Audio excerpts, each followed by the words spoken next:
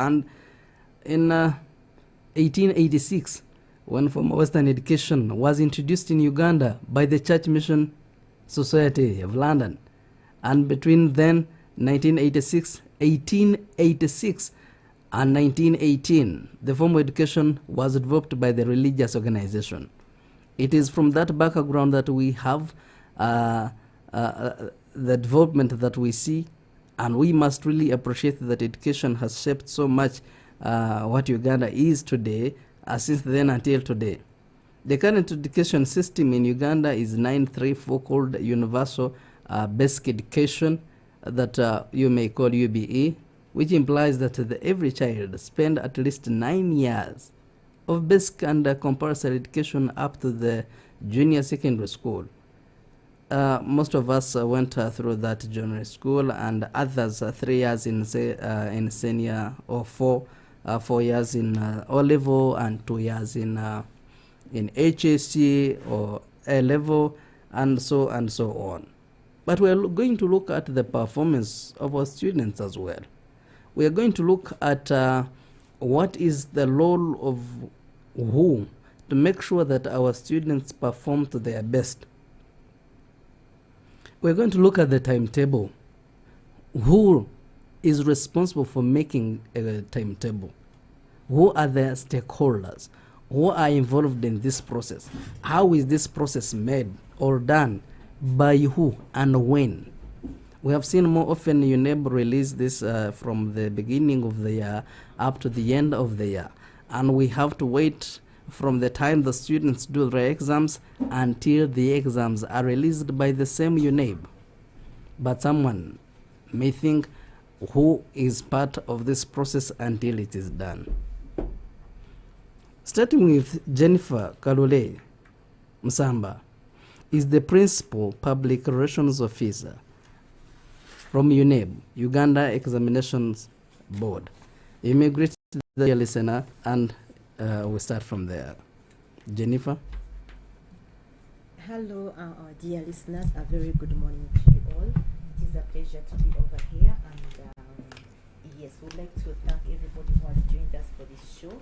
But most importantly, we would like to thank we would like to commend our candidates for 2022. Those are the PLE candidates, the UCE candidates, and the USCE candidates who were able to register for this year's examinations, as well as their parents and the teachers who have done everything possible to support these learners to be able to register for the examinations. We are also grateful as a board to the Ministry of Education, which has been very supportive, our mother ministry, as well as the district education office officials. We have the DISCs, municipal inspectors of schools, the municipal inspectors of schools, all the other officials of the districts. They are all very key in this entire process, because especially for the PLE candidates, we work along with them. They do a critical role in ensuring that the learners at that stage do register. So yes, these are very critical stakeholders, and on behalf of the Uganda National Examinations Board, as we do begin this show, I want to express our gratitude to all the stakeholders who have been very keen. And the media, you two have been very key in ensuring that we pass on all the information, we do the sensitization, the mobilization. We are always in this together, and as a board, we are very grateful. So talking about the stakeholders, that initially explains the stakeholders who are some of our stakeholders. And the people in the education sector, we have the district inspectors, we have the teachers, the head teachers, and the heads of centers, because UNEB just conducts examinations. Our mandate as a board is to conduct valid, reliable, equitable, and equal assessment of learners' achievements. And we do this in a professional way, in an innovative way. And eventually, we award certificates which should be internationally recognized, regionally recognized, internationally recognized. And in that, we aspire to be a recognized center of globally competitive assessment and certification. What does this mean? That wherever you go, and that's why I like what you said at the beginning, that everybody almost is a stakeholder in all this. Why? Because wherever you go, if you've gone through the system of Uganda, you should take your certificate anywhere on the globe. and it should be recognized, regardless of whether you're looking for a job, whether you're looking for further studies. We aspire to make sure that all our certificates are internationally recognized, and that you always be you can always present it and to be a credible document, which can enable you to move on to another level depending on what you want. So we are very grateful that this is a key thing and people recognize, and that is why for us, even our theme, we try to stress the issue of joint responsibility. We talk about integrity and security of examinations, because this is very key in ensuring that we have credible certificates. But this year, we're also talking about the health and safety of learners being a joint responsibility. What are we talking about? We mean that everybody has got a role to play. We mean that both the parents, both the neighbors, the teachers, the learners, UNEB, Ministry of Education, the media, the general public, everybody has got a role to play. It is a joint responsibility. And that is why even we had to release a timetable in time to make sure, especially when the children are still at home, so the parents also get the feel that, oh yes, this is my daughter is a candidate, she's about to sit examinations begin. Some people think it's still far away, but it's not so far away. So we want everybody to be involved in this. We want the parents to appreciate that their learners, their daughters, their sons are due for examinations. So what should I do? You need to give them the psychosocial support. You need to motivate them. You need to read. They have holiday package. Read along with them. You need to pray with them, pray for them, encourage them. Some of them could have been discouraged during the mock examinations. They came back home when they are discouraged or so. But we're encouraging you. Encourage them. Tell them, yes, you can. You are able to do it. You will do better next time round. Get a copy of the timetable. If you have a prayer altar at home, get a copy of the timetable. We share them all over on social media, or you can even go to school. Get a copy of the timetable. Put it on the prayer altar as a family. Pray over it. Let the learner know that you're actually praying for them, and let them be encouraged. So that is a critical role, because we realize that the role of parents in the education of our children is very critical. The last time we held examinations in 2020, it was a critical year when we had COVID-19. But surprisingly, our learners performed exceedingly well, and people were asking why. And one of the studies which were carried out established that actually one of the reasons was because there was a lot of parental involvement. And we want this to go on going forward. So we would want the parents to be as involved as possible. And that is why the Executive Director, Mr. Daniel Odong, when he was launching the timetable, encouraged parents to attend the briefing sessions of the learners. When you attend the briefing sessions of the learners, then you can be able to, you get to appreciate, know what it takes, what tantamounts to malpractice. On these timetables, for instance, we give the regulations on the conduct of examinations. What are the regulations for conducting examinations? And the parents need to know all this. Both the parents, the learners, and the teachers need to know this. We also talk about the caution that is given to the candidates. We mentioned the cautions, why, for instance, you should not go in with an extra piece of paper, why you should make sure nobody copies from you, because both the person who copies and the one who has copied, the one from whom they've copied, are both culpable. It tantamounts to an examination malpractice. At times, there are some parents who are misguided and they are told to contribute some monies for weird things or whatever they may call it. But as a parent, you have to be very keen and say, why are you asking us for this money? Are you sure you don't want to buy some papers around and then, misguide our children that know that it is Kasasi or something to that effect? And then we also need to ensure that teaching and learning takes place in the remaining days. Can you maybe talk to the teachers, find out how far they with the syllabus? Are the kids actually, are the learners actually learning? Are they studying? Do they have time for revision? Are they in good health? Because like you're saying, the health and safety of the learners is also very critical. We don't want them to just go on studying and when they aren't in good health. Do they get enough hours of sleep? All these are things that you should be concerned about as parents. where they are sleeping, is it spacious enough? Are they feeding well? In case of an eventuality, in case there's a cough outbreak, how are they going to be treated? Is there a sick bay or things like that? This should be done, of course, for all the learners, but now at this critical point in time, we are concerned, of course, now for us as a board, we are concerned at this point in time with the candidates. So we want the parents to be involved in the assessment process of the learners, which is why we release the timetable when the candidates are at home. Now, thereafter, the other critical thing about this process now is that as a board, we have issued, we've asked the heads of centers to display the candidate registers. Why? This is where I want the parents to go to the schools and establish, has my daughter been registered? Has the learner been registered? If they have been registered, look at the biodata which has been given. Is it the correct biodata? Look at the spelling of names. Have the names been correctly spelled? Is that the order of names that you want the names to be like? Look at the date of birth. Is it the correct date of birth which has been registered? We have issues with the computer systems whereby you find that, let's say, somebody who was born on 4th June, another computer can say they were born on 6th April. So you need to make sure you look at all those details. Look at the date of birth. Is it the correct date of birth? Look at the picture resolution which has been put there. That is the picture which is going to appear on the slip or on the certificate of the learner eventually. In case it's not clear, please go ahead and ask the teacher and tell them, you know what, I want my daughter to take another picture because the one I've seen doesn't actually look like her. They may ask you to pay some fee, but I think it is better to pay that little fee right now than suffer later when a certificate comes out, and you're not so sure if it's actually a Jennifer's certificate or not. Look at the gender. We have cases where somebody is female, but they've been identified as a male. So is it the correct gender for your child, which has been indicated there on the registrar? Look at for the learners in the secondary, for UCE and USCE. Look at the subjects you've registered for. Are those papers registered for? You're doing history, fine. Is it history paper 2, paper 3, paper 1? Confirm those are the subjects you have actually registered for. All these are very critical points, and we want the parents to be equally involved. Don't leave it just to the teachers alone or to the learners alone. And what we are saying to the teachers, also the heads of centers, kindly give these people audience. What happens when you find that there is an anomaly, something which needs to be corrected? We'll ask the parents to inform the school about the anomaly, and then the school will eventually inform UNEB.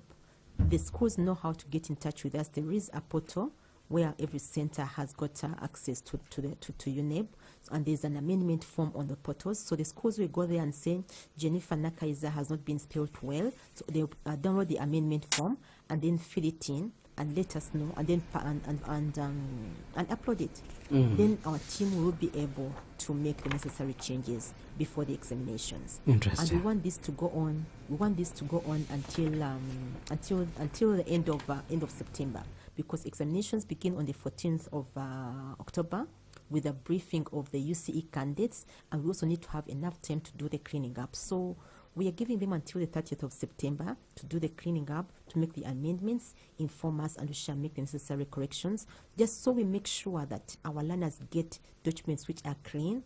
And once all the data is clean, then we can also be able to produce the certificates in good time. Otherwise, if people keep coming, making changes, it delays the entire process, and yet we can't print certificates just in little batches. So we want to encourage the parents to appreciate this process and know it is very critical and take it seriously. Initially, you can also confirm status of registration from your phone, from your handset, and you need to know the full index number of the learner. You go to your handset where you send SMS, short message services. Then you put reg, that is REG, you leave space, put the full index number of the candidate, and then send to 6600. That is, go to the SMS option on your phone handset, type reg, REG, which is short of registration, leave space, put the full index number of the candidate, and then 6600. You will get a quick message which will notify you if they will clear, first of all, give you the name of the candidate, their index number, and then confirm that the child is registered, because we have cases where the index number is in there and everything is there, but for some reason the candidate is not registered, and that brings cause for alarm. Why isn't your child registered? So go ahead and contact the school. Let them inform them and ask, my child is not registered. Why aren't they registered?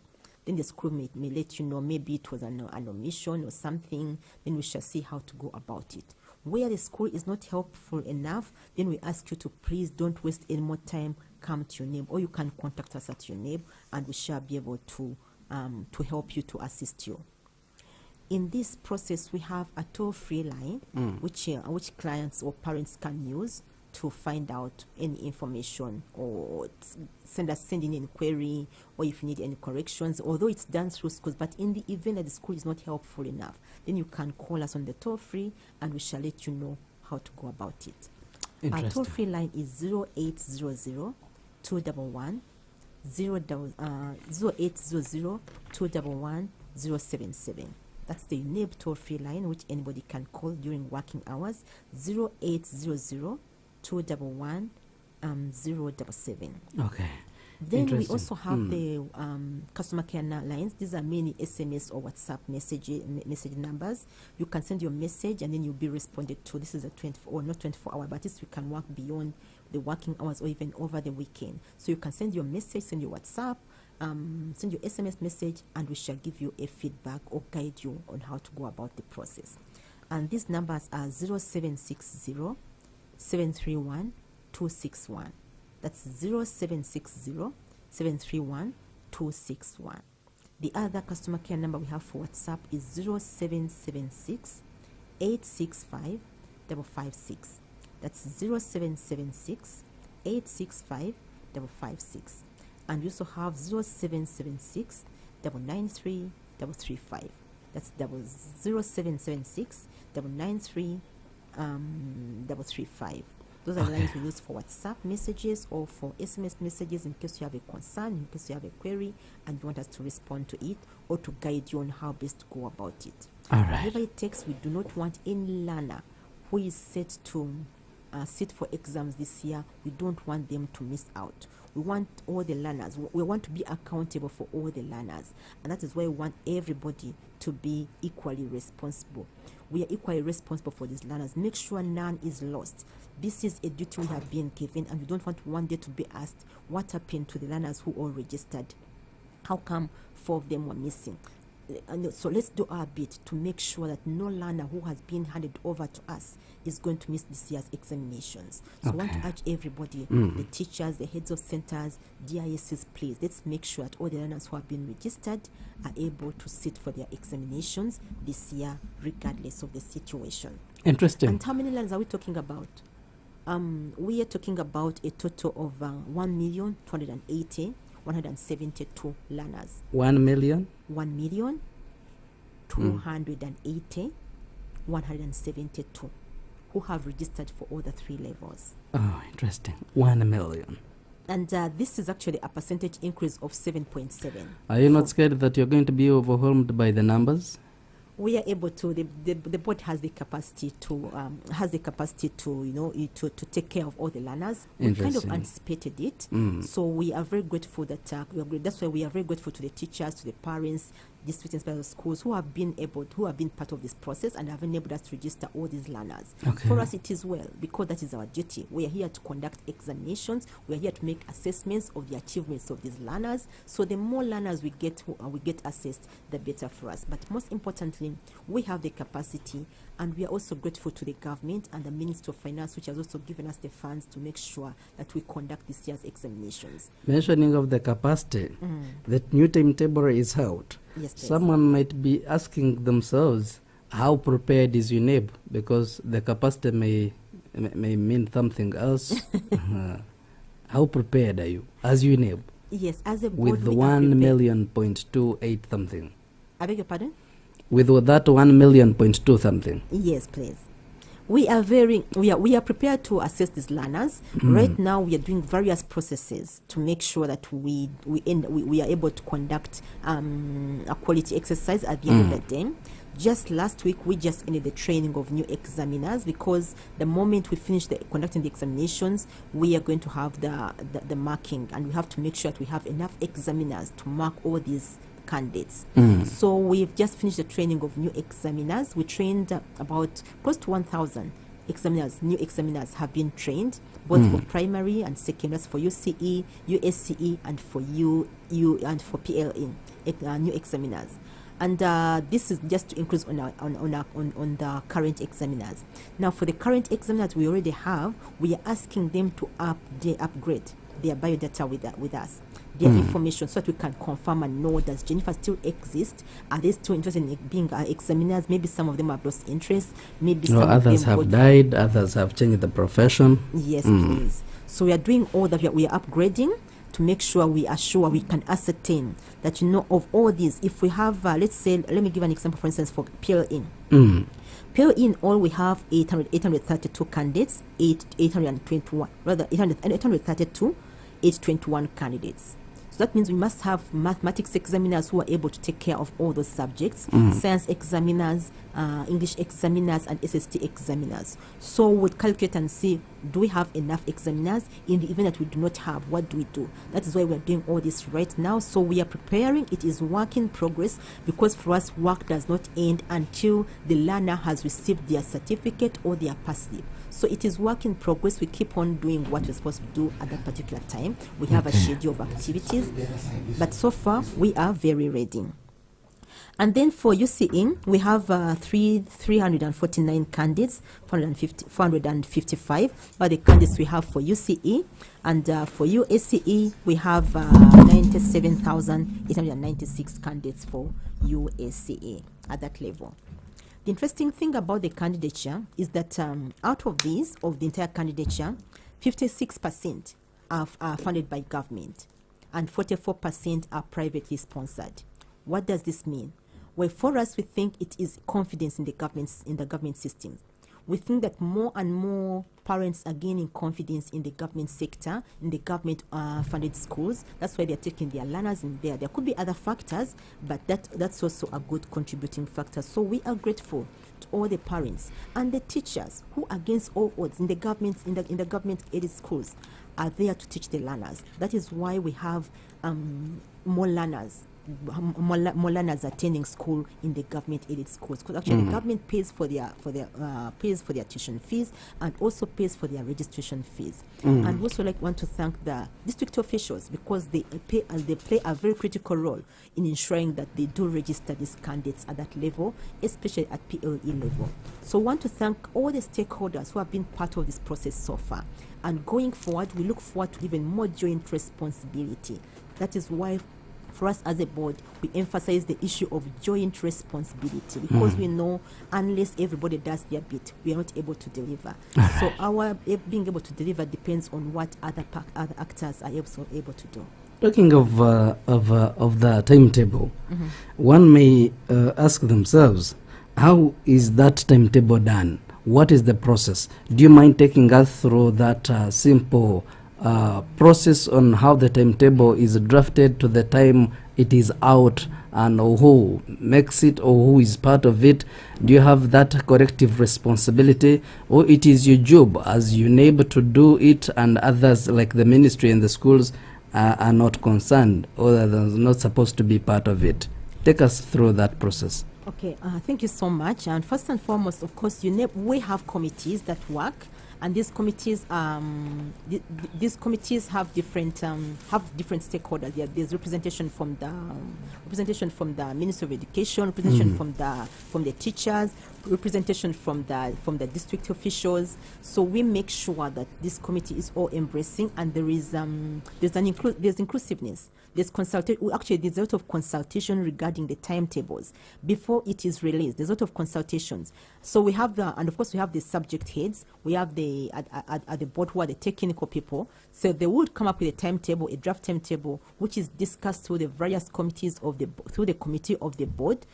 And once it's passed at that level, it is also taken. The drafts are sent to the centers, to look through them and confirm, because there could be cases where there's a clash in the timetable, for instance, where somebody will say, now this kind of timetable, I have 30 learners doing this subject, and it's on the same day or at the same time with this subject, or something to that effect.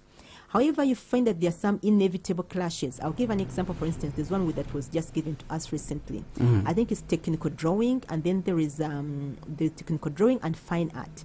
But then we have technical drawing has very few candidates. So where there are those inevitable clashes, we work with the center and tell them, you know what, let's have the fine art candidates do their paper first, and then as soon as they finish, we can have the learners of technical drawing do their paper next. So we know ahead of time that at this center we have this clash. We have 5 learners who are doing this paper, and the scouts are informed. So they are going to they will, after the learners are through with their paper, they'll be given a short break, and then they can go and do another paper. But all in all, the process is very inclusive. We make sure by the time the timetable comes out, there are hardly any clashes. We send it to them, and they send us their comments, and then we know what's happening, and then we are able to clean. So it is a very involving process. By the time the timetable, that's why you see now, like for UCE, we have so many subjects, but we do not have the timetable clash in any way, just because we have the involvement of the stakeholders who are on the ground, who are dealing with the learners, and these are the heads of centers for us who host the learners for us. Interesting. We've been joined by Joseph Godfrey, Bisobozi is the educationist, and you have heard from UNEB. The new timetable is out. What are your expectations as a Ugandan? I believe you're a parent, but also as an educationist. Godfrey? Thank you so much, moderator, and thank you so much, my colleague panelists. Good morning, viewers and listeners outside there. My name is Godfrey Bisobozi. I'm a teacher, I'm a teacher trainer, I'm a curriculum developer, I'm a parent, and I'm a key stakeholder in the education sector. Having listened in to my colleague from UNEB, and remember, she's the PR of the organization which is charged with examinations at the national level in this country. It is quite interesting and quite promising that the board is doing a good job, and we are hoping for the best.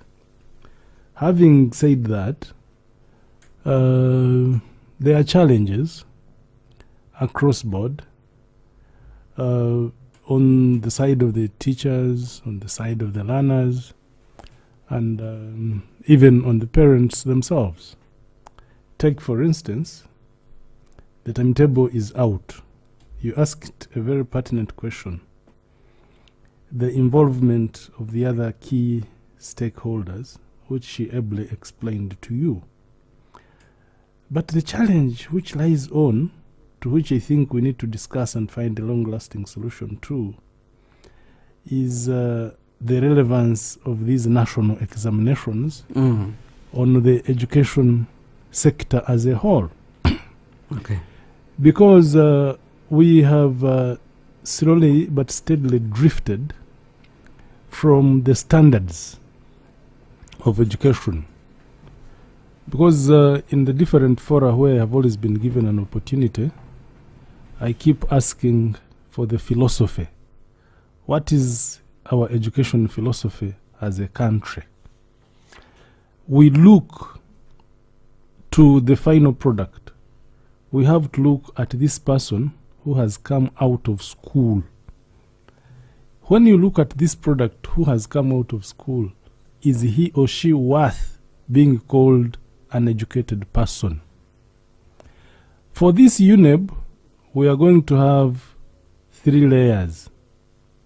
We shall have PLOE, we shall have O-level, and advanced level. Now, all these 3 layers have had the challenge of COVID. We were in the lockdown. This lockdown affected us all, though the impact was not felt by all across board equally. Take, for instance, The rural schools in the lockdown, they literally locked down completely. And you people in the media, you are aware, we've been having challenges of early pregnancy, early marriages, high dropout rate, including the government putting into place a policy of allowing child mothers to continue with education. Then those ones who were majorly in the urban schools, but those who could afford, they kept in study, they kept learning. Now, when we resumed school, as if that was not enough, we went for industrial action. Teachers went on strike. The debate was salary payment. And schools were closed. But for us who are in the private sector, our schools remained working. Students were studying. Now, we are going to have examinations. And each student is going to be subjected to the same examination paper. Those who studied and those who did not study. It is very, very interesting. I'm looking forward to the results come next year. Maybe I'll be called again here and we do an analysis of performance over this examination. Now, you are aware, Mr. Moderator, that this UNEB is going to be set based on the abridged curriculum. Now, this abridged curriculum has got its challenges because remember, the work which was supposed to have been covered in, say, a period of 1 term, it was abridged and it is being covered in 1 term. If you took a critical analysis at the teaching learning process, which is going on now, especially in the rural areas, there are still challenges.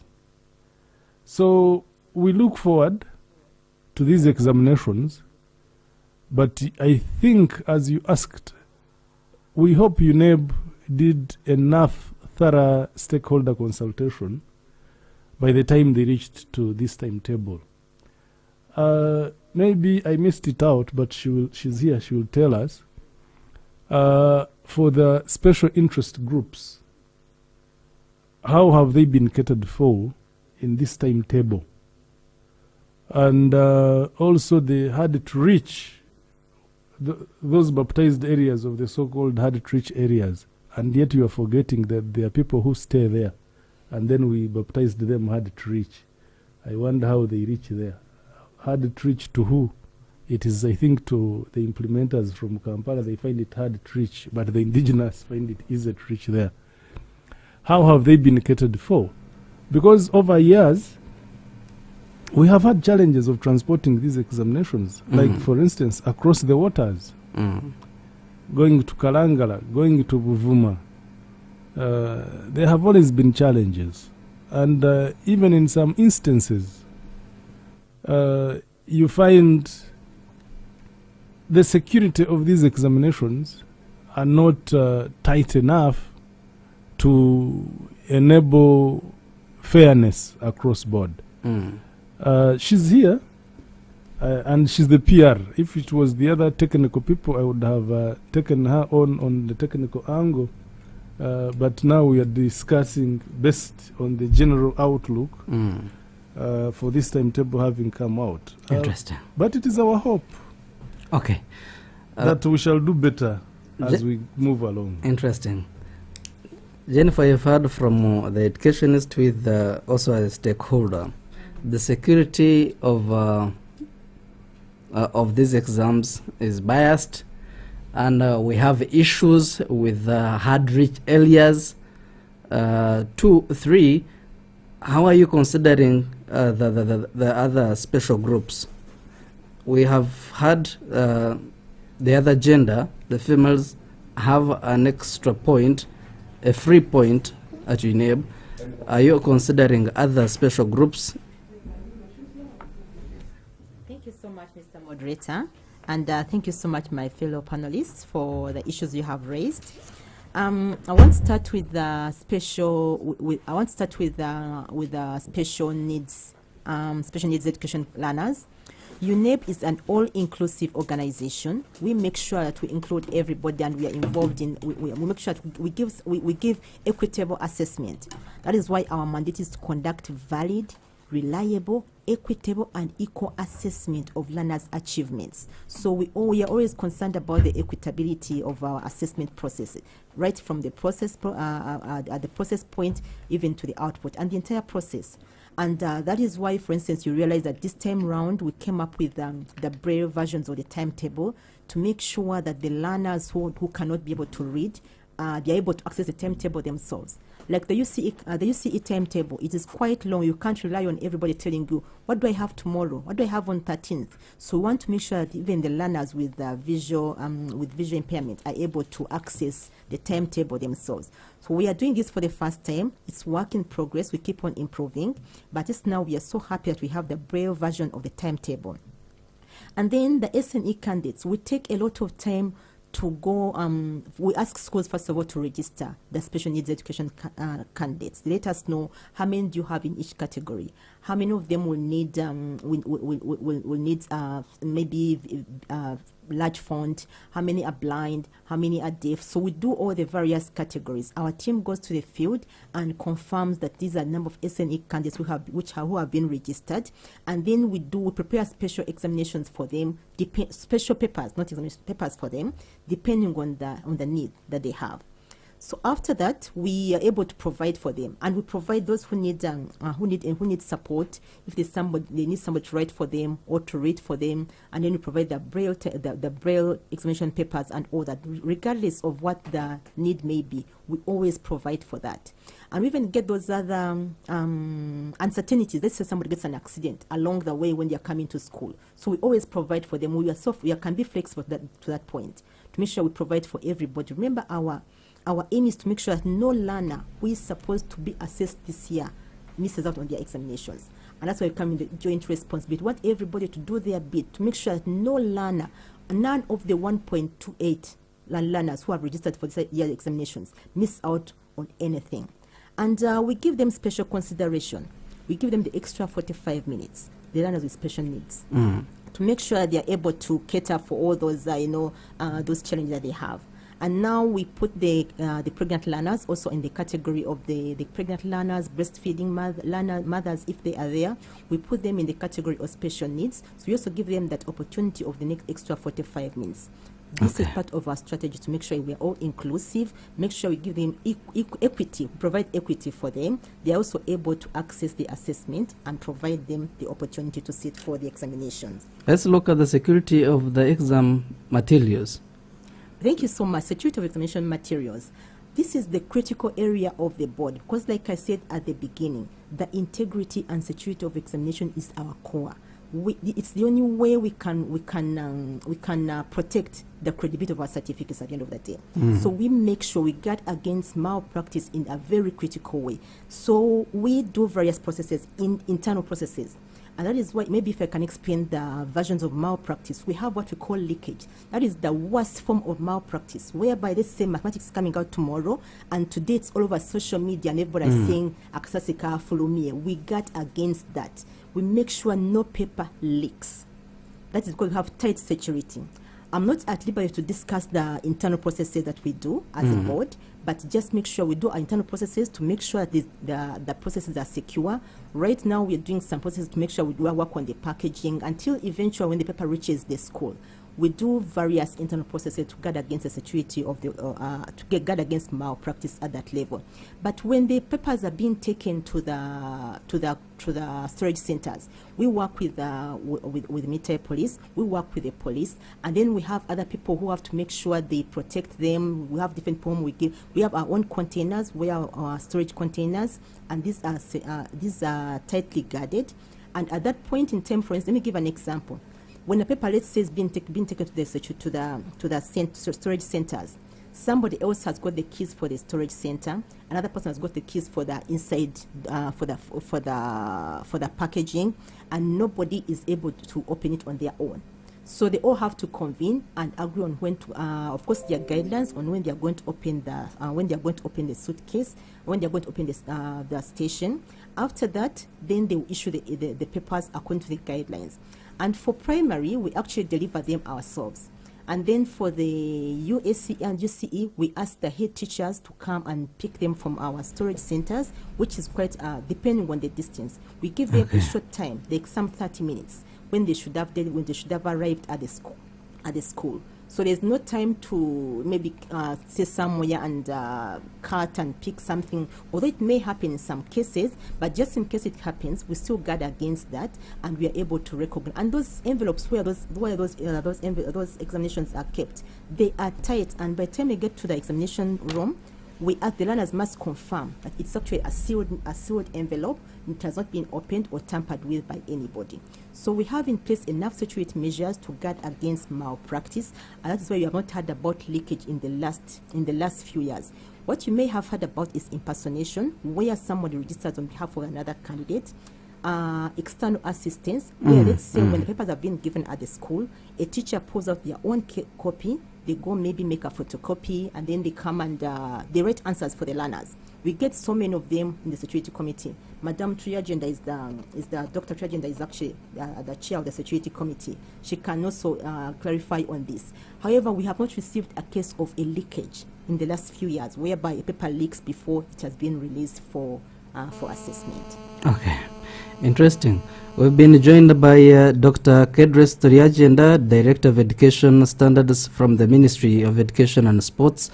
Doctor, you're most welcome to UBC Ground Zero. The timetable is out, and you're part of the security committee to ensure that our students perform better, but also our examinations are safe. What are your expectations, and what is the role of the ministry in ensuring that our learners have the best in the upcoming final exams? Doctor? Thank you very much, our moderator, for this morning. And first of all, I want to thank UBC for continually picking very critical topics and sharing them with the nation. Thank you, UBC. I also want to thank our listeners for taking time out to hear what are the issues on the ground, how do we participate to make our world better. And really to thank the guardians and parents for this holiday, for keeping the children, feeding them, and I'm sure now they are preparing to send them back to school. Now, our system has a 7, 4, 2, and then 3 at university plus, because some courses are 4 or 5. And at the end of each of those levels, there is a national or an external examination that is done. So all that the children learn in that level, for example, for primary, all that they learn from P1 to P7 is part of what they do at the end of that session of primary. Same with the O level. So what does the ministry do? One, we ensure that teaching and learning is happening, and is happening for all the terms that the curriculum was prepared. I'm sure my sister has already told you that UNEB assesses the curriculum made by NCDC. So the ministry, working, for example, through the local governments for primary, working through our departments here for secondary, and yes, for secondary, we are able now to check out whether learning is taking place, because learning at each of those, whether S1, S2, S3, S4, contributes to what is assessed at the end of that level. So ministry does that. For example, you probably know, I know you know, that because of COVID and the 2 years that children lost, we made a decision as a ministry that these children should not lose a third year by repeating the year they were in 2020. So we allowed them to move on to the next year. Now, when we agreed on that as a strategy, we now also agreed that we should be able to have an abridged curriculum. An abridged curriculum is really a curriculum that is repackaged, so that what children should have done in term 2 and term 3, and then the year they went into, is covered within that period. So the ministry, working through NCDC, was able to get an abridged curriculum have teachers and head teachers guided on how to use it.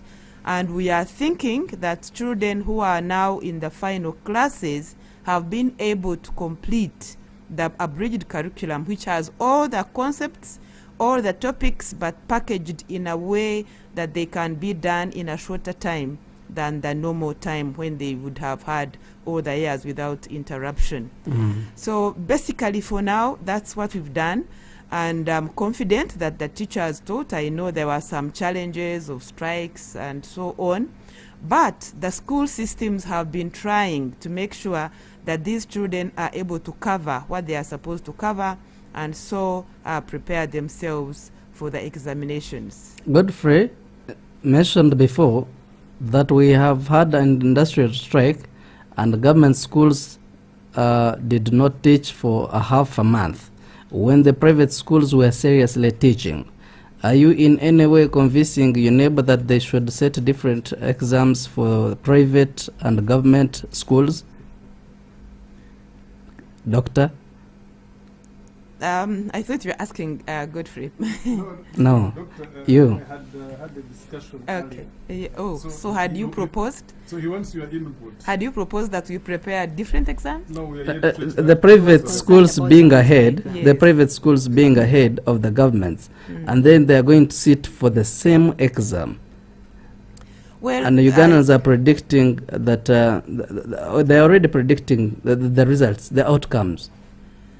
sometimes they predict and don't get it right. So Because we- if someone is running ahead of me, 10 meters ahead, and you expect me to win, really?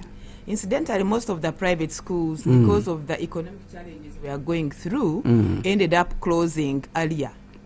And the government schools pulled on to the end. So we think that actually the government schools were able to catch up when they went through up to the end of term. And again, really, as I've said, the exam students do is for the whole season, for the whole level. So if they missed out 2 weeks, that would probably be one question or none, in which they would have covered in the 2 weeks. Okay. So that shouldn't affect the standardization of the exams, because if that doesn't happen, if it's not standard, then it will bring a lot of doubts as to the kind of certificates one group gets against another one.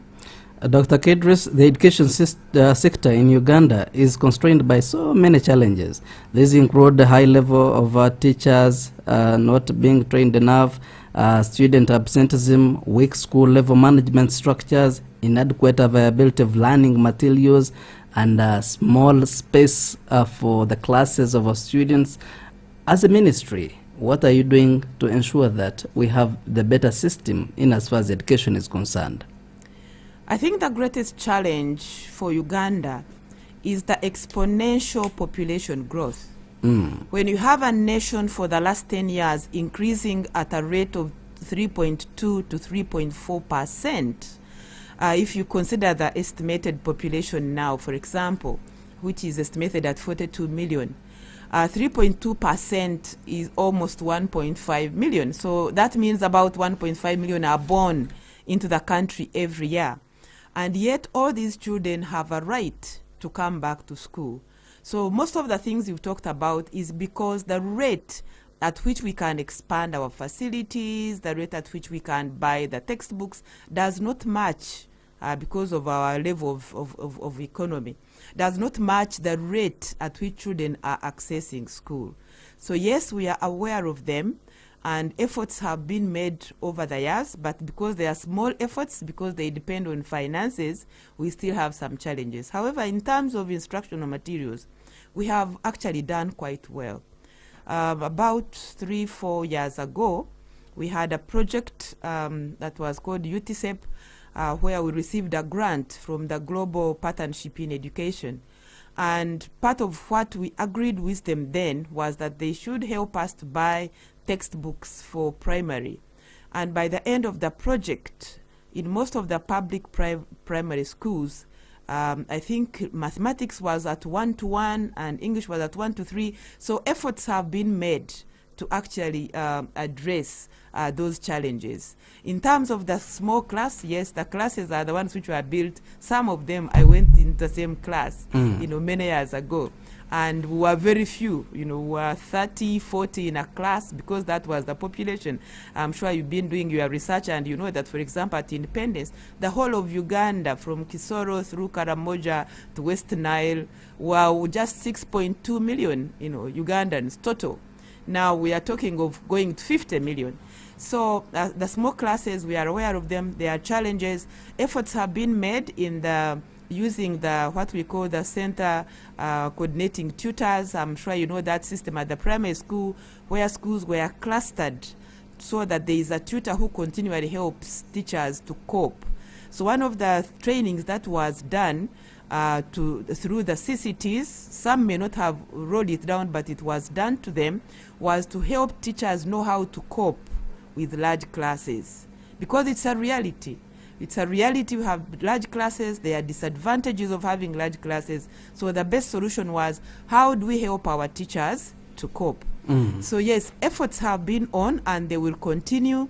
I'm sure you know about the commitment of government to provide at least one public the school per parish for across the country.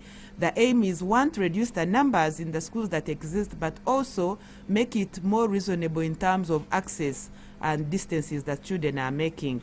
Dr. Kedres, Ugandan will think that you are already overwhelmed by the numbers of schools that you have, but every day you're introducing new schools. Why would you add a problem to another? We can't be overwhelmed with schools we have when I'm telling you that the population growth is very, very high. So it's a moving target. There is no day in the immediate future when we shall have enough schools where government can say, even if all private close, all our children can go to school.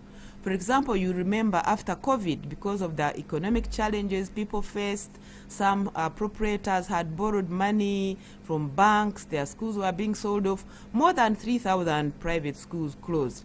So as government, we still have to continue providing so that as many as cannot join the private schools when others will still have an opportunity to go to school. Doctor, 90% of the students that pass PLA, 25% don't go to senior one. Where is the problem, and what is the ministry doing to ensure that we have primarily students or graduates graduate to the other level? One of the answers to that question is that some of the children actually take other pathways. For example, we have technical schools. They are what we call the junior technical schools. We have what we call farm schools. We have what we call community polytechnics. All those take-in learners who have finished P7. So I think what we need to have is the full data of how many of those who finish primary and qualify, there are a few who don't, how many who finish and qualify actually progress. Unfortunately, now in Uganda, you can have a break for 1 year, but when you come, you join the system. In our time, if you missed a year, you would have missed it because the schools were so few that they were highly competed for, and you had to pick your opportunity when it came, and when it didn't, you would have missed it. But now, for some reason, when a child can't go straight to the next level, but after 1 year is able to go, as long as they have their certificate showing they passed PLE, they can still join school. But I think it would be nice for UBC to also get that statistic. How many join other pathways, especially to train, to get skills and be able to go out and take care of themselves and maybe take care of their families. I mean, you know that some of these children are family heads. For some reason, their parents died. They are the ones in charge. Others do get pregnant. I hope the men will stop causing our little children getting pregnant at that age, and then they can't move on, but eventually they can get back into school. Before we go to the statistics, we can physically see them on streets, and when you when you ask them what happened, they will tell you, I finished my primary, but I was unable to join the secondary. Maybe that will be a question of its of another day. The question of another Godfrey. day, but Yes, Kedro. I think we still need to encourage our communities to use the available opportunities, so that if you can't join secondary and you think the fees there are high, join some place where you can learn skills. Not go the street and carry a basket full of G-nuts. I mean, for how long will you be there? The years are getting over. You are becoming a man. Soon you'll have a wife and children. You can't keep carrying a basket of groundnuts. So I think all of us as society, we need to keep encouraging them. One, to know that they can actually go back to school, no matter how many years they've been out of school, and they can progress, but also that they can gain skills. Now, fortunately, even those who do short-term DIT can assess them, and they get qualification, they get certification to show that they have competencies to do work. So let's try to encourage all those we can get to and tell them, please don't stop where you are, you can still progress, especially if they are below age 18, because those are children. Interesting. Thank you, Doctor. Let me engage Godfrey. Yes. Kedres will defend the Ministry of Education as Jennifer would defend the UNEB. But I'm asking myself, whose responsibility in a situation where we have poor performance at the end of the day, who should be blamed? Now, it is not a blame game. Okay, whose responsibility? There we are together. It is the responsibility of government to provide education for its citizen. The private sector only does a complementary role. If I was to put it more bluntly, it helps government to do its job better. That is what the private sector does. But ideally, education is a right, and it is the government which is supposed, even it is mandated by law, to give you and me education. That is why we have these public schools. Now, the private schools only come in because there is a gap. As you heard Dr. Kedros explain, the exponential growth of these numbers, which cannot be absorbed in all the public schools because of the challenges which we have for this country. However, I will go back to my earlier discussion. We have now gone from the gist of the matter of the provision of education to creating people who pass exams. And that is my complaint. That is my quarrel. That is my concern with the Uganda National Examinations Board. Because this UNEB is not meant to set exams for children to pass or fail. Students are meant to be assessed. As Kedres put it, I studied in school for 7 years. When you add the 3 years of the pre-primary, that makes it 10 years. Then you examine me with 100 questions and you determine whether I am a failure or I have qualified. That is being unfair. And you do that in only 2 hours and 15 minutes. And you have sealed my fate for 10 years when I have been in school. So, that is where I get concerned with UNEB. We need to go back and we re-examine ourselves. That's why I talked about the philosophy of education. If UNEB is going to examine, let it not only be examining, but let it be an assessment. Has learning taken place for this period?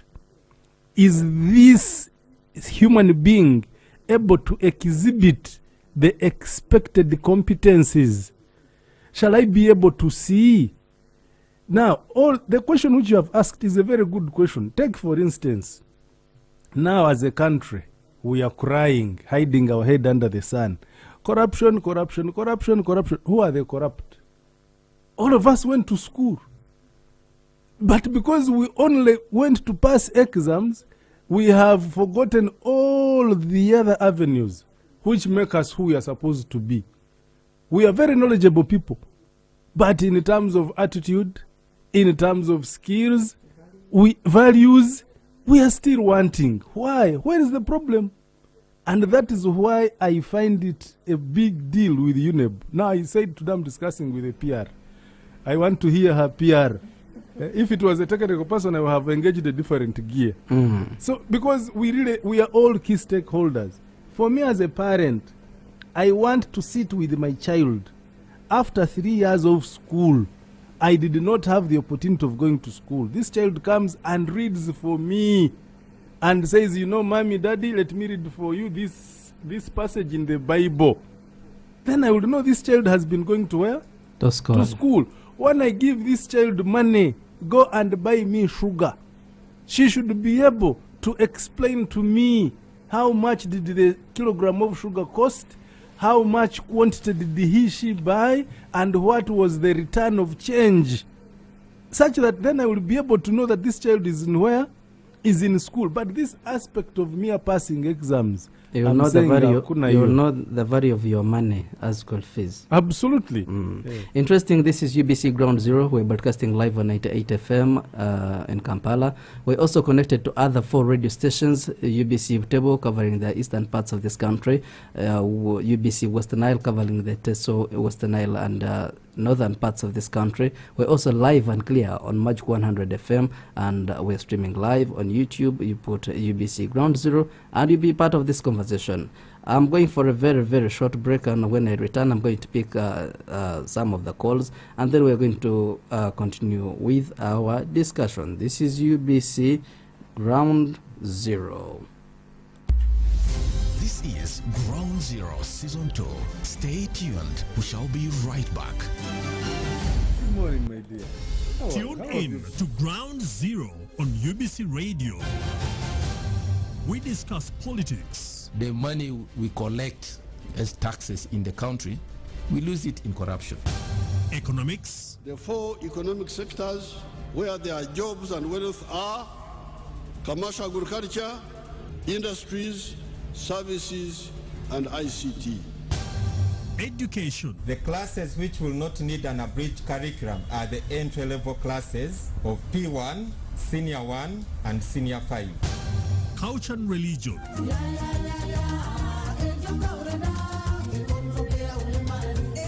And other areas of human interest.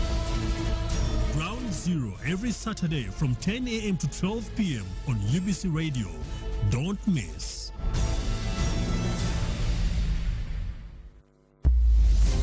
Welcome back. Ground Zero Season 2 continues. Welcome back from that very short break. This is UBC Ground Zero, and we're broadcasting live on 98 FM in Kampala, 97.4 FM in Arua, 99.4 FM in Lira, and we're also live and clear on Butebo FM, on 96.9 FM in Bale, 98.4 FM in Soroti, and 95.5 in Arua. We're also live and clear on UBC Western Nile FM on 98 FM, and also live and clear on Magic 100 FM.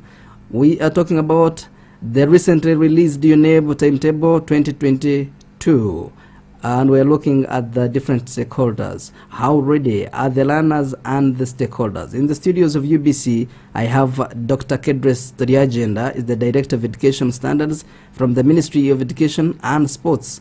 We have Jennifer Kalude Msamba, is the Principal Public Relations Officer from UNEB, and also Bisobozi Godfrey is the Educationist. Ampaire Amon Otega is my name. This is the right time to call on 776-511-426 and be part of the conversation. UBC, live and clear. From Butega. You're most welcome to UBC Ground Zero. Thank you so much. Your concern, please. Yes. Greeting to everyone in the studio. Otherwise, I have some few to put across concerning the religious system of Uganda. Go ahead. This Ministry of Education and Sport of Uganda, it has become like a Ministry of Sport and Education. I don't understand why at first it was placed education first and then sport later. But currently what I'm seeing, we have started with sport and continuously to education at the end of it, which is not awesome for me. When the Minister of Education said recently that private schools should not increase school fees, that one can shock me as Juma. When you are hearing day and night, governments are promoting their generals, their cadres, their forces, is there not an increment of salaries of the government officials?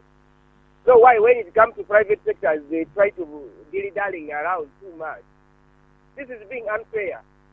We are all facing this roughness of this economy, but we are seeing via government there are some sectors they feel like it should be untouchable, whereby at the end of the day, the communities are demanding service delivery. And then, when you are demanding service delivery, the transparency are not being seen. They are no more. Okay. When you go to Kitgum, you find this CDM, which has been like a song for this 2020, from 2021 to 2022, we are going ahead. From Cow, who is a chief administrative officer, back up to the cleaner at the compound. What is that? When it was about the pandemic, some facilities for some requirements for corona, even some food which were packed in the store, which were not used in time, and indeed we would started destroying the items like steel. Okay. Juma, you're not concerned that education in Uganda is becoming expensive and the Ministry of Education and Sports perhaps would come in to save the parents? No, the sensitization, they normally bring that we have to send sensitization first to the community. Okay. But we normally forget sensitization has to be starting from the government itself. Because who is going to monitor these projects they are sending to the community? The timetable, Juma, the timetable is out. As a parent or a stakeholder, what are your expectations? How ready are you? For me, I'm ever ready when it comes to community services. Okay. I'm a well-informed citizen. I'm a senior citizen. Thank you. The criteria government are trying to use, it is not much clear. In seconds, you are way forward. Come again, Amon. In seconds, you are way forward. Our time is fast spent. No. Let me tell you, Amon. There's one thing. You may see that there are data which are not submitted to the parish chief, whereby a parish chief is filing a data in the absence of chairman LC1. Thank you, Juma. Thank you.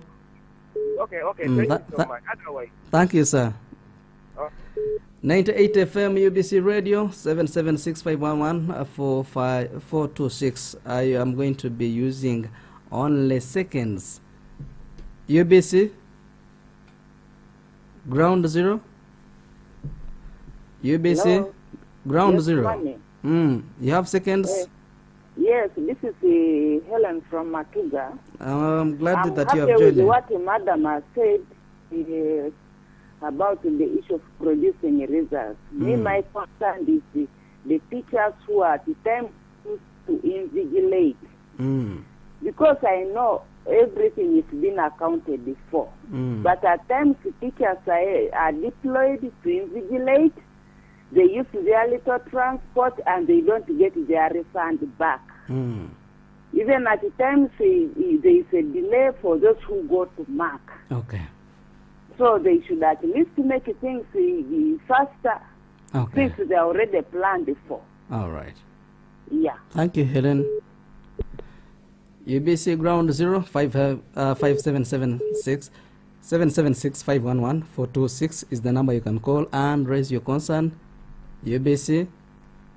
Yes, hello. Very good morning to you, Mr. Director. Good morning to you. My name is Flavia. I want to say good morning to all the guests in the building and good morning to Uganda at large.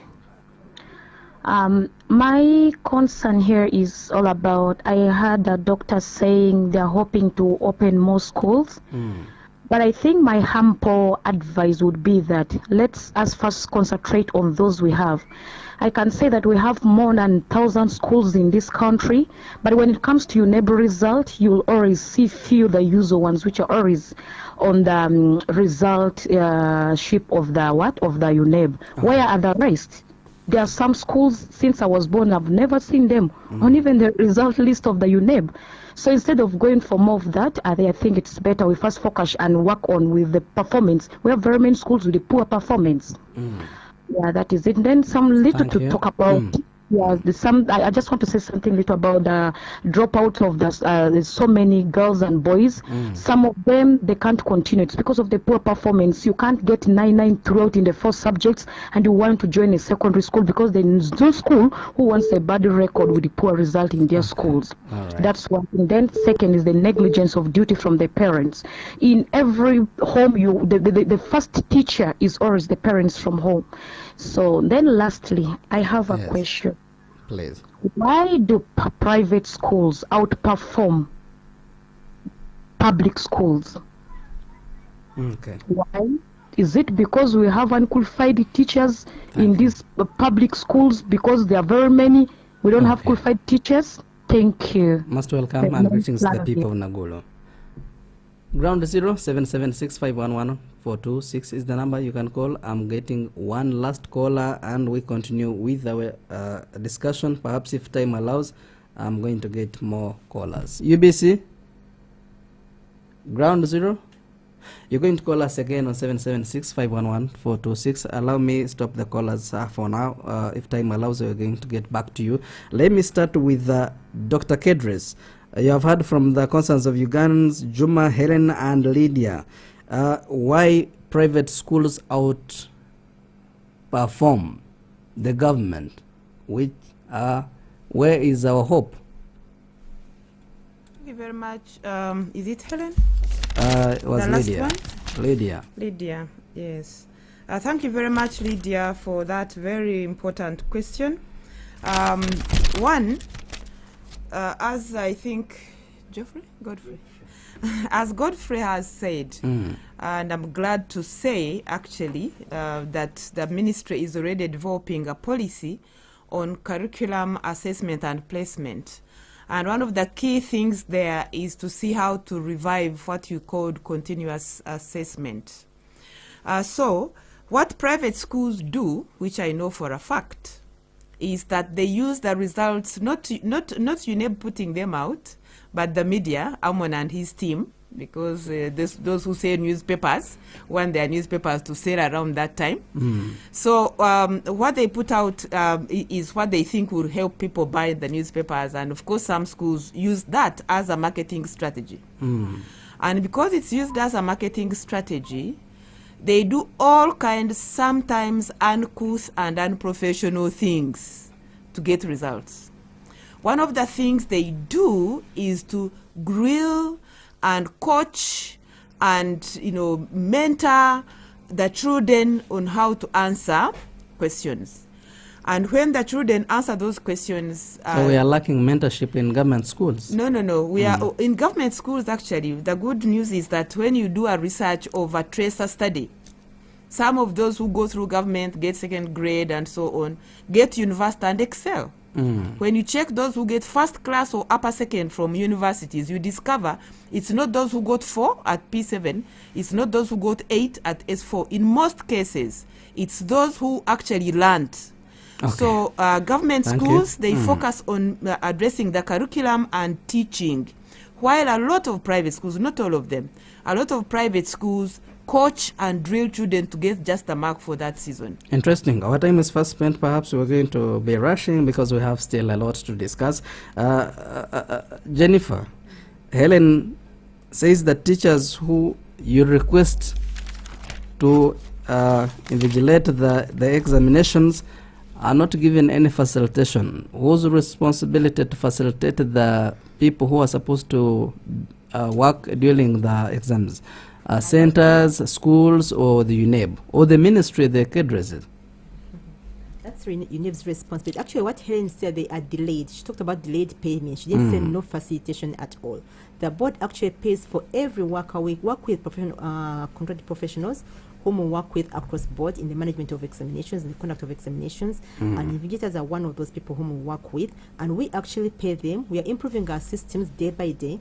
We pay them online right now, and now when they are registering, when you get a contract with us, you should give us either your bank account number or your mobile money number, your phone, which is registered with mobile money, and we transfer the money to your phone directly. And we are trying to pay them more promptly, actually, from the last examinations. I don't know. We may have had issues here and there for a few people whose bank accounts were not active, or whose phone numbers weren't registered in their own names. But we are trying to do our best, and we are paying them promptly and on time for the service delivery. So when it comes to payment, the network of mobile money tends to anyway. No, not mobile money. The bank system, but not so many of them. Honestly, I can ascertain the testify that in the last examinations we didn't get so many complaints. We were able to pay them on time. We always pay them on time. We try our best as long as they've registered with us in time, and we are very sure because we have figures. That's what I was saying. It's work in progress. Right now we are compiling and getting to know how many candidates do we have in which center, how many visitors are we going to need, how many scouts shall we need, and we are compiling all that with our finance department. Interesting. Godfrey. Maybe just to add a little on that. Before, and I'm glad she's saying this last time, before then, there were middlemen in between. For example, for primary schools, the money would go to the district, and the DIS would be involved in the payment, and there were delays indeed. And of course, they would not refund immediately, if someone came on border and so on. But the system, and UNEB got to those very complaints, and they said, now let's find out how we can now get the money directed to people who serve. Interesting. I am glad that you're addressing that concern. Juma says that private schools should not be in any way interfered or influenced if it comes to the fee structures. Godfrey, what is your concern? Should we let the private sector, especially those who are involved in education, decide if the head teacher has had a loan in a certain bank and today is not getting money, and would call for a meeting and say, from now, from P1 to P6, you're going to be paying this and candidates, and the government should have nothing to do with that school? Godfrey? Now, this country has rules and regulations. Private schools do not operate in isolation. They are licensed by the government of Uganda to provide a service called the education service. Over time, we have been grappling, Dr. Ketris knows here what we have been doing in the boardroom. These schools at times charge exorbitant prices, which is out of the roof. But still it goes back to her, because the Education Standards Agency is meant to see to it that the standards are adhered to. What the ministry does at best when it comes to money, they issue guidelines through circulars that please don't increase this money. And I can understand it, because it's a matter of the law. Their hands are tied. Somebody is operating a private business instead of providing a service. So not until ESA improves and continue tightening the loose nuts, maybe that's when this issue of fees will be addressed. But remember, it is not only in the private schools where school fees are very high, Mr. Moderator. You also be fair. Some of us, if not all of us in this studio, we do not have our children who are not paying school fees. Our children are not in USE, if I'm being sincere. We are paying either in private or in public schools, which are charging more than even the private schools. There are public schools in this country, I don't want to mention names, where they are charging 2 million shillings plus in the secondary. And the numbers are overwhelming. And the numbers overwhelming. And yet, the whole staff is paid for by the government of Uganda. The capitation grant is forwarded to the school based on the numbers in the school. The textbooks, the laboratory equipments are provided. Now, and yet they are charging even higher than a number of private schools. What do you think needs to be done on that? still these are governance issues which should be addressed. We are not seated. All We right. continue doing advocacy over Interesting. time, and the good thing, doctor is here and she has listening ear. Interesting. Someone will allow Gentlemen, me to just give a bit of information. in seconds. In second. These so-called schools which are paying secondary actually don't get capitation grant. We learned from UPE that not every school should be under that support. So we agreed on a certain criteria that allowed us to take what we call now USE. So those ones don't get capitation grants. However, the teachers, most of them indeed are paid by government. Just to do the correction. All right. Ladies and gentlemen, allow me change my direction to the new curriculum that we have. In the new approved curriculum, schools will teach 12 subjects, if that is right. The 11 and the student has a chance of picking one extra to make 12 subjects at senior 1 and 2, out of which 11 will be compulsory, while one will be from an elective menu. Students at level 3 and 4 will exit with a maximum of 8 or a maximum of 9 subjects, with 7 of them compulsory. In the same, the teachers will compile the learners' achievements under a formative assessment. In the 4, your circle, find an average, score, and submit it to UNEB to contribute at least 20% in the final national exams grading. Why this new curriculum coming at this time, when we are in the middle of the year? I mean, it started some time back, but when we have come from COVID-19, we're still nursing wounds, when we do not have enough sensitization. Starting with you, doctor, what is this new curriculum in Uganda about? The curriculum that Uganda was implementing had been on for more than 30 years. The standard for curricula is that it should be reviewed after every 5 years, which was not done. So about 2007, the government agreed that that curriculum, some of the things had become obsolete, life had changed, so it needed to be reviewed. So the NCDC worked out what they call the reformed curriculum. However, when government assessed it, they discovered the way it was structured, it could not be implemented because of the costs involved. So they told NCDC, go back and see how to reintegrate it into the subject mode, but don't lose the competence strand of the curriculum. And as Godfrey was saying, it's not fair for a learner to go through school and get a certificate when he has no competence. So this new curriculum is competence-based, and because it's competence-based, it was agreed that to begin with, we should be able to see how those competencies have been developing. That's what brings in the 20% from continuous assessment. UNEB will say a little bit more because they are going to handle that as well. So the assessment is coming. When did it start? It was approved by Parliament in 2019. It was approved by Cabinet, then Parliament, 2019. Then they had just started S1 that first term when we closed at the end of March. So now when they went back to school, those who are in S1 now moved to S2, and we got a new set, and we can't now go back to the old curriculum. So we agreed, let's continue moving. By the end of S4, they would have still covered the entire material for the 4 years. Interesting. Jennifer, as UNEB, you are the stakeholder in this.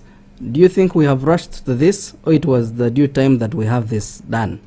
Well, we think it's the due time that it was done, and like I said earlier, UNEB is already involved in the activities of the National Curriculum Development Center, so it's not like just came from nowhere. We've been part of the process, and we are working closely with them.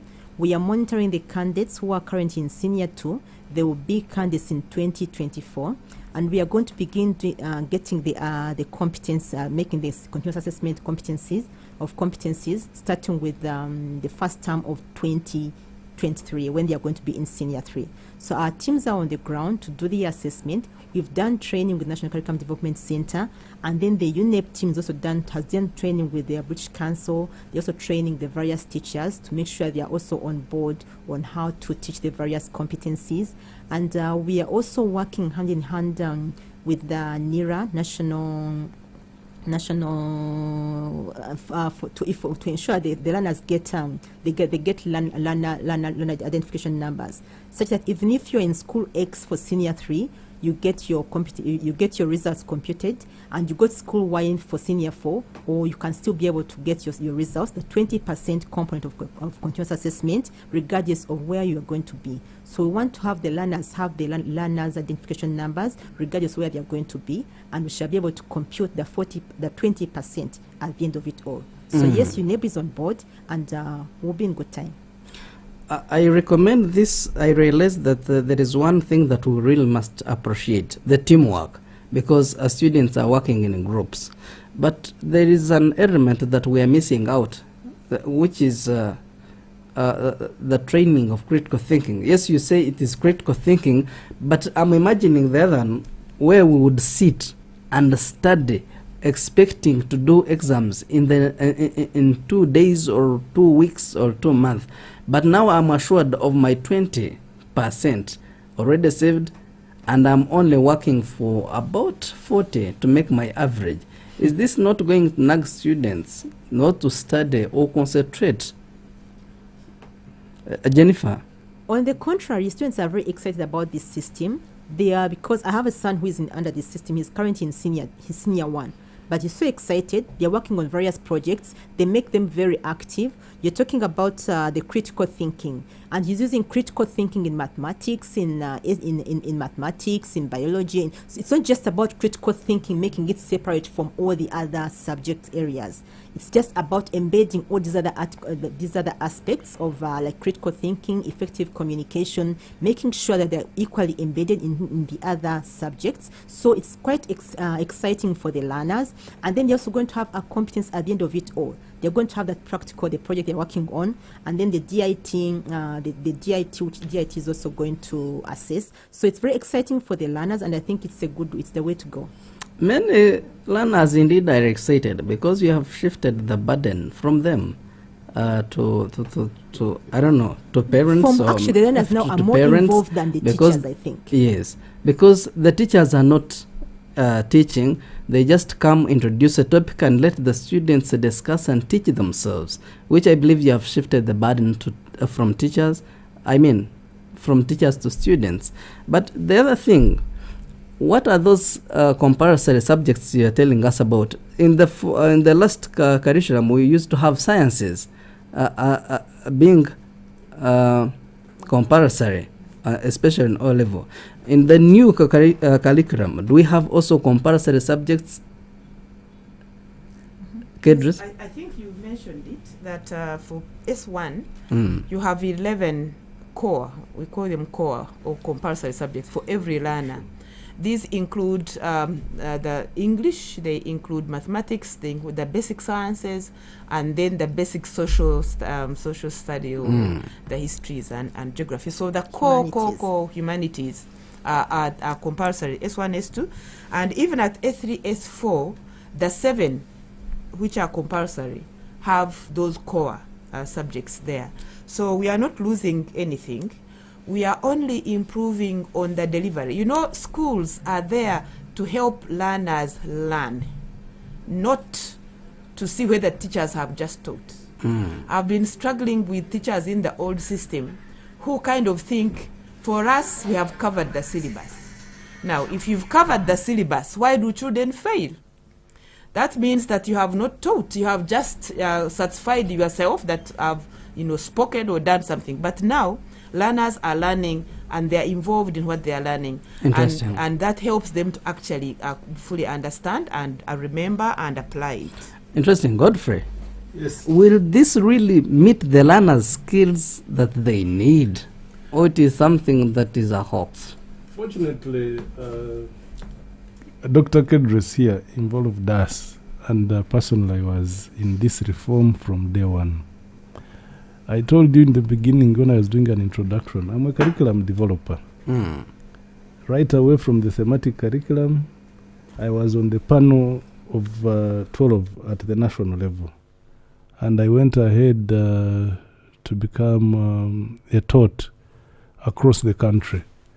Now, for this lower curriculum, let me tell you and listeners this is the best we have ever thought as a country to have when it comes to education reform. But I will also say it because me, unlike Jennifer and Doctor here, me, I'm from the private sector. But for them, there are some things which they cannot say on this microphone on air. Now, we have a challenge of this divide of the science, arts, teacher pay. Is going to derail us. It is going to push us backward in terms of implementation of this curricula. That is why I was asking Jennifer at the onslaught, but I didn't want to use her name because she's doing her job really in office. I wanted to say UNEB. It is going to be quite interesting. I'm waiting for the results. And then we shall come back here and we analyze this performance across the country. It is well, and I still believe so. But there are challenges which are going on. There are bubbles. How do you think these challenges need to be addressed? ESSA, as a directorate, needs to go down, reach out across the country, such that people's minds get put at rest. That both scientists and artists, if I'm going to use that crude language, but we don't have artists and scientists in the education sector. We have teachers of subjects of arts and teachers of subjects of science. We are all teachers and we all do a same job. Okay. These subjects play a complementary role. All right. Let us please build our curriculum and we produce the citizen that this country requires. Godfrey, yes. Let us look at the integration of subjects as have been integrated. We're looking at accounts being integrated in entrepreneurship education. History no longer there. It is now political education. Are we going not to miss some professions by dropping some important subjects and adopting the new ones? The subjects were dropped, but the content was never. This, as I told, it was a reform. There was nothing new invented. We just reformed to create a better curriculum for this country, for the 21st century citizen. We can't stay in the yesteryears. We are moving fast, and we want people who are innovative, people who are thinkers. You talked about critical thinking. Why do we have engineers and yet road construction is done by people who are not trained here? Why do we have electrical engineers who are calling a mechanic from Katwe to do wiring of his car when it has broken down on the road? So these things have to be looked at in a bigger picture. For now, on the microphone, we can talk and dull. Godfrey, my concern and the concern of every Ugandan would be, how can we adopt the training principle skills of subjects when we don't have the required resources? Imagine training learners computer skills when you don't have computers, you don't have electricity, you don't have... is this going to really work? Or it is going to... You have planned for the urban-based schools and not minding about the rural-based. No, we do national planning. Kedros knows here. Now, those are called challenges. It should not be blown out of proportion. Yes, we know there are challenges. There are no networks. Even here in Kampala, there are some blind spots where you reach and you can't access network on your phone. But that doesn't mean that we shall not train ICT. ICT does not only mean computer. People can be innovative. You move a distance to the next level and have your students carry out research. You see, the challenge is the laziness. That's why I was talking about, because we are discussing UNEB. Our focus has always been to pass what? Exams. Now we want to train students holistically. Let this human being get churned out. I'm finding it a challenge within our private sector. Because to get the teacher who is able to teach this learner to cope up with the current curriculum, it is a tall order. Because these people are used to moonlighting. All right. May I still have issues with the education system when we're still learning about the Tennessee Valley and other mountains in Europe and forgetting our own? And I'm imagining how the European mountains and the forests in in some countries would help me shape my future and be a professional or educated person in Uganda. Anyway, I will answer you technically before you run away. I know time is not on our line. Education is spiral. We begin from Why the not nucleus. study our rivers than studying the European by rivers? the time you study the Tennessee Valley system, you shall have learned my stream, my river, my small stream in Kihabwemi, way back in Chikube district. I should be able to know. Then I relate what is at home with what is in the neighborhood, such that my brains can think better. We have enough forests. Why not study our own? Why should we study the French history about wars? Are you training me to be violent? No, anyway. It's about analytical skills, comparative education. UBC Ground Zero, we're broadcasting live on 98 FM, UBC Radio, we're also live and clear on our sister radio stations, UBC Butebo, UBC Western Nile FM, UBC Magic 100 FM, and streaming live on UBC YouTube channel, UBC Ground Zero, and you'll be part of this conversation. We are discussing the recently released UNEB Timetable 2022, how ready our learners and other stakeholders. In the studios of UBC, I have Dr. Kedres Toriagenda, is the Director of Education Standards from the Ministry of Education and Sports. Sobozi Godfrey is the Educationist, and Jennifer Kalule Musamba is the Principal Public Relations Officer from Uganda National Examination Board. Ampaire Amonotega is my name. Godfrey, before I let you go. Yes, Amon. The new curriculum, you said it is going to meet the standards. Yes. Both for the all schools. But let's see the grading. You said you are part of the making. The grading seems to be confusing, especially to us the parents. Intermediate, basic, and the other one I don't know. Rather than the good, very good, and you no longer give us marks, are you confusing us, or you're going to put us on the new direction that we must really adopt and understand? Please don't be confused. And next time we have such a program, call the technical people from UNEB. They will be able to, and from I am glad that you are part of the making. You listen, from NCDC and from the ministry itself, such that we can be in a detail. Confused. The commentary on that report is descriptive. The marks on that report are abridged. They have a meaning. You should be able to read the description, which will be able to interpret that marks. So that will take away your confusion. And ask your child to interpret for you that report. If that child cannot interpret for you that report, then the next day, put on your shoes, go to school. Then your child has not been learning. All right. Our time is indeed fast spent, but I'm going to use a few seconds as we engage and end up or round up this really discussion. Jennifer from UNEB, the timetable is out. Are we expecting new changes? If the timetable is out, do you sometimes engage those changes, considering prevailing circumstances, or once it is out, it is out? Like I said earlier, the timetable, once it's made, it's gone through a whole consultative process, and right now this is the final timetables. You're not expecting changes in the timetable. How do you engage other stakeholders who are in education about the changes in the new timetable? If that not happens, the changes. then I think I said I mean the timetable when it is out, especially those deep schools in hard-to-reach areas, as Godfrey put it. Well, UNEB has no hard-to-reach areas because we deliver examinations to the last school in the last village, so we don't have hard-to-reach areas as such. Is it true that you know all the schools in Uganda? I beg your pardon? Is it true that you know all the schools in Uganda? We deliver to all the schools in Uganda. We have examination centers. So whether a school is in which location, as long as they have an examination center, they are our centers, and we work with them.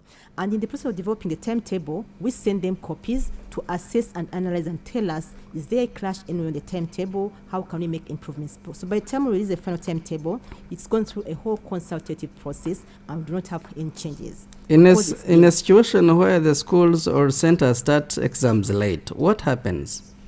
Because of the hardships, let's say like the transport or if it rains, but we try to adjust accordingly. And because we have our scouts on the ground, we have the chief monitors on the ground, we are always on the move trying to monitor and see how to go about it. It's a case-by-case situation. Exam malpractice, especially in the centers, how do you determine or come to the conclusion that this school did cheat, and what are the penalties?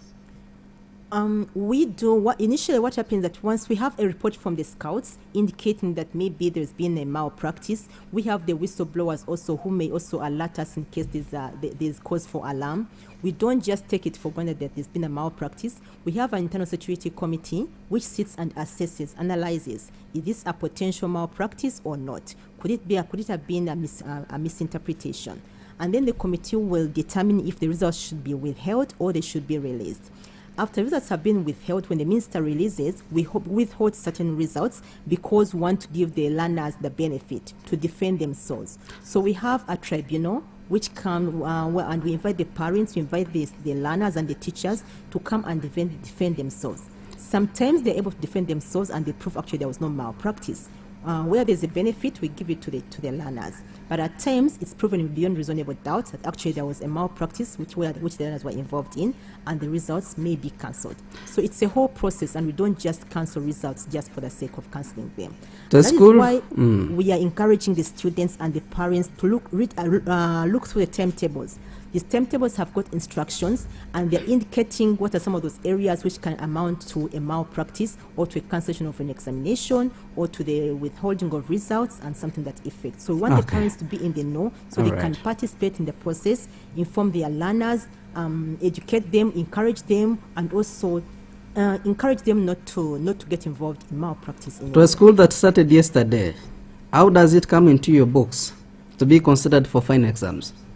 If they started yesterday and they've been accredited by the Ministry of Education, they may not have a center with us, but they can identify a school which has an examination center.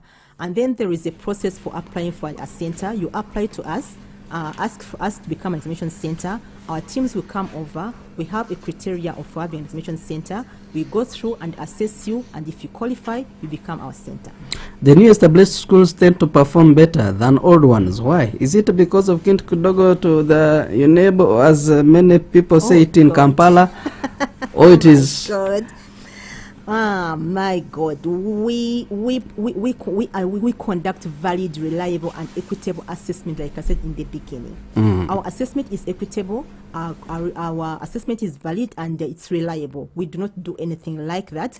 I think like Dr. Kedre said initially, first of all, maybe the teaching and learning in those schools is different, but also the hype in the media could also be part of the cause. But schools in up-country schools actually also perform equally well. Okay. Dr. Kedres, the refugee crisis and education. Last year, Bidibidi became the world's largest refugee resettlement camp with around 270,000 occupants. The people of Uganda are passionate about keeping, of course, our neighbors who face problems. But we are overwhelmed by the numbers of our students. And now you add in the refugees. Are you overwhelmed by the numbers? What is your plan for the refugees that come into Uganda and would love to be educated?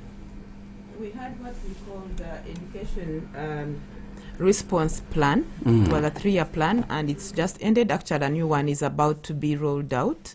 And in that plan, we have details on how to manage those refugees. There are a number of NGOs which do offer and supervise and support education in the refugee areas. So government has its part to do, but UN through UNHCR also supports the refugees, and there are a number of groups like Window International Uganda and others which take up the actual support and provision of education. So no, we are not overwhelmed at the moment. In fact, the host communities do benefit from those efforts by the UNHCR support and other groups like Education Cannot Wait, which support refugees and the communities that help them, that have given them opportunity to settle there. So we are managing. All right. Let's see the external hand in education system, because UN gives at least 14%. That is around $781 million. Are we not going to change our education system because of the interest of our funders? That's too little. What can it do? It does very little. It's not even enough for the refugees they are trying to support. So there are other groups which support, like what I've said, Education Cannot Wait, and some others, Fin Church Aid. There are several which support the refugee group. So that's not much in view of the numbers of children who are there, because in refugee places, you find that the greatest number is women and children. And these children have a right to education like all other children, and that's our policy as Uganda. My time is fast spent, but there is something that is interesting and which concerns me and every Ugandan, the homework. Have you ever done homework for your children?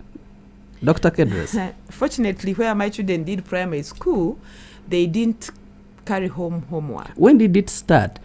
They would start school at 8:30 and end at 3:30, do games and come home. I mean teachers shifting their burden of teaching to parents. And you're not sure whether, as a parent, I'm educated. Are you not trying to shame me before my children? Because I'm striving so hard to make ends meet, look for the money to pay you, teacher, to educate my children, but you're sending them back to home. When I'm frustrated, when I'm coming from work, I'm tired. Well, as a ministry, have you ever thought of that? It's very, very important that parents get involved in their children's education. That one is very important. However, the way some schools, and I could put in quotes, called good schools, the way they give homework is unprofessional and not right. What are you going to do as a ministry? Because when you review the curriculum and you now bring out some of the things, because they are striving actually to do what Godfrey has been saying. And I'm scared the new curriculum is going to confuse us, the parents, more. No, you shouldn't be confused. All right. That's our why time we is are first here spent, today, Doctor. Yeah. Our time is first spent, Doctor. I just wanted to say to you, Amon, that in seconds. We are contradicting ourselves. We are talking about the global village. We are talking about being part of the whole world. And at the same time, we are saying, let's just learn about our stream down the road. Okay. No, I think we need to have general information that will make our children also be citizens of the global world. Our time is first spent. I will start with Godfrey. In only seconds, I request that we give way forward as we end this program. We only have 1 minute to end the show. Godfrey. Way forward. Dear parents outside there, involve yourselves in the teaching, learning process of your child. Thank you. Jennifer. Sorry. Okay, thank you to all the parents out there. Thank you for giving us your learner. Thank you for registering them. Kindly go to the schools. We've displayed the registers. Confirm if they have been registered. Ascertain the correctness of the data. If you need to make any to make any changes, kindly inform the school to alert UNEB and we shall correct. And we shall take the corrective measures. You can also use your SMS on your phone. Full index number. You should know the full index number. Type reg space. Put full index number, send to 6600. Right. You get status of registration of your candidate. Dr. Kedres. The parents and guardians and every Ugandan who was listening, 2 things I want to request of you. 1, please support these children as they go back to school and as they are in school for the 3rd term. Give them the basics, exercise books, pencils, pen, but also give them lunch. Children cannot learn when they are hungry. So I want to request that we take up our responsibility, and schools, teachers, whether art or science, whatever you call it, please, teachers, these are precious, precious children. Let us give them the best. And as we progress, I'm hoping that all of us will be made happy. Thank you very much. Most welcome. This is UBC Ground Zero. I'm glad that you have been part of this show from the time we started. Thank you, our guests and our listeners and all our callers. Until next time, same station, same program, and different topic. For God and my country, I'm Paide Amon of Tega. I say now. In to Ground Zero on UBC Radio, we discuss politics. The money we collect as taxes in the country, we lose it in corruption. Economics. The 4 economic sectors where their jobs and wealth are: commercial agriculture, industries, services, and ICT. Education. The classes which will not need an abridged curriculum are the entry-level classes of P1, Senior 1, and Senior 5. Culture and religion. This is The Link, bringing you information on important topics that affect your daily life, only on UBC Radio. Welcome to The Link on UBC Radio with me, Loreen. Today, let's talk about road accidents in Uganda. More than 20,000 people die every year in road accidents in Uganda. The majority of these accidents are preventable. Poor road safety culture and failure to enforce traffic rules are majorly to blame for the high rate of accidents. Road accidents kill many people in developing nations like Uganda. They are the leading cause of death among the young people